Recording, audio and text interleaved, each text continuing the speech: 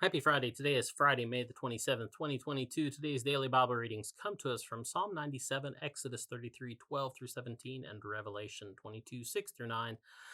I'm going to take a look at Exodus 33 and talk about it was a daunting task. And that's Moses' task that he had ahead of him. He'd already been through a lot, right? I mean, we've already at this point been through the whole, killed an Egyptian, had to run out in the desert to avoid being killed by Pharaoh. Called by a burning bush, sent back into Egypt, having to convince Pharaoh and his own people that they should listen to him.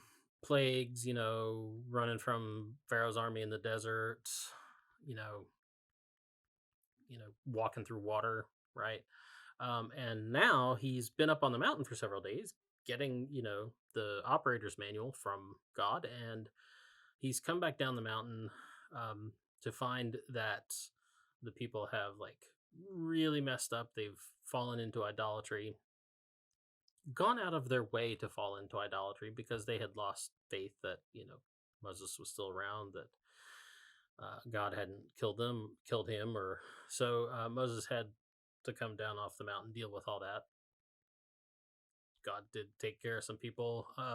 So it was a daunting task because the job's not done, right? I wonder if at any point he hadn't regretted not taking God up on the offer to just get rid of all these people and just start over with him, because that was the offer God gave him, because God was really ticked off. When he was on the mountain and heard all the, worshiping of the golden calf kind of thing. But Moses talks him down from it and then deals with the aftermath, and the job is still there. He still has this task of leading the people to the place that God's prepared for him, leading them into that place where God wants them to be, leading them after their giant failure and fall into idolatry with the golden calf. So Moses had fair reason to look at the journey ahead with trepidation, fear and trembling. But reassurance comes from God. God tells Moses, he's like, look, you have found favor with me. He's like, I'm impressed with you. He's like, I really like you and who you are and what you're doing. You have found favor in me. And that, and he assures him of this fact by telling him that, he, God, the God of all creation,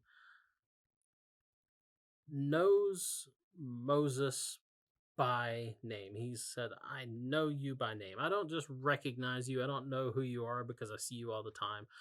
I know you by name. I know your face, right? You have face time in front of me. I know your name.